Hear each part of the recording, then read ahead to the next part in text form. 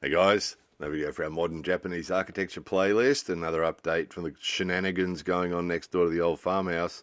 See the red lines on the ground? The surveyors came back again. So those of you who have been following these videos, how many times is that this piece of land, this tiny piece of land has been surveyed? So they came again, marked it out. Then these guys turned up with their excavator again and ripped the track off it somehow. On that tiny piece of land, they managed to rip the track off their excavator and then by hand put those little concrete barriers in there around the boundary where the road is.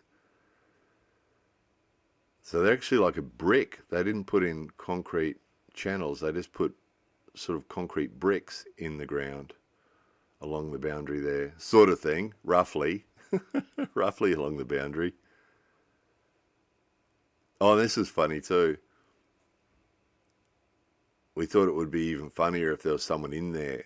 It'd be a good practical joke, wouldn't it? Push it out in the middle of the road when there's someone sitting inside it. Apparently there wasn't. So what's actually happening here is the house closest to us has been sold. So what they've done is they've moved all the things that were out the front of that house and thrown them into the front of the other three houses quite haphazardly. And then all the workmen have gone to work seriously on the house that's closest to us and sort of pretty much left the other three alone. And obviously the big push is on because they've sold this one, which means if they can get it finished, then the owner can get paid, can't he, for one of the houses, which obviously after 6 months of faffing around, picking up $230,000 for this house will probably make him a happy man, won't it? So, big push on the last week. Went from 6 months of sitting on their hands and going slowly to really going hard the last couple of weeks to get this one finished so he can get his money, and then they'll move on with the other three probably.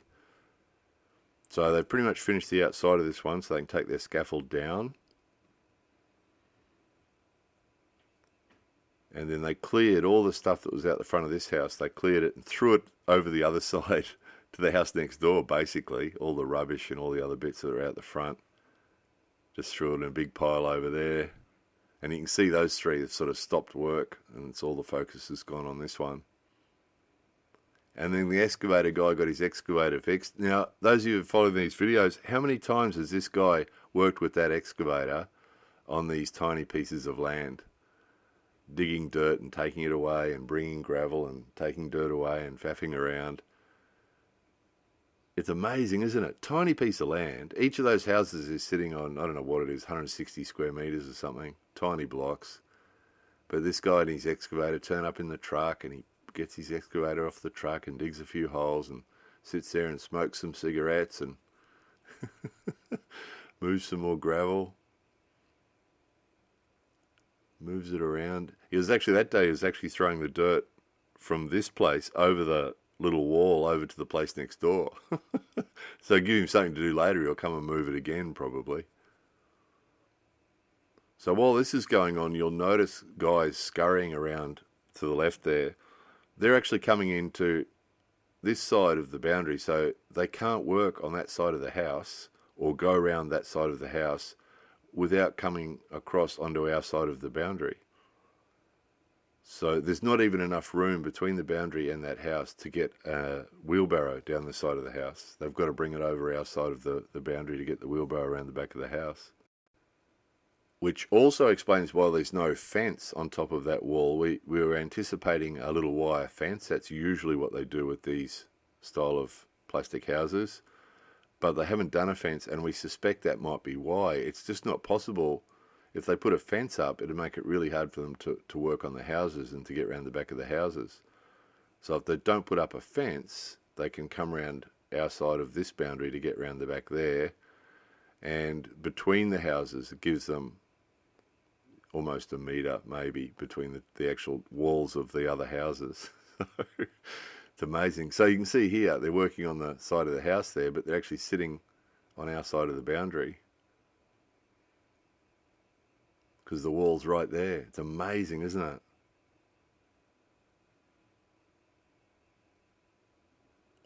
So these guys are faffing around doing pipes and electrical, and they had gas pipes coming in they had to sort out, and water pipes and some electrical conduiting that runs wires somewhere. Oh, look at this. This is funny. He's demolishing one of the steps on one of the houses. So you can see that's pretty serious reinforced concrete. That's one of the steps to one of the entrances of one of the houses, and they messed it up. So there'll be a couple of you having a good laugh at that, because how many things have we seen built and then rebuilt while this has been going on over the last 6 months? They've made lots of mistakes, haven't they, and had to come along and demolish their mistake and put up a new one, a new mistake.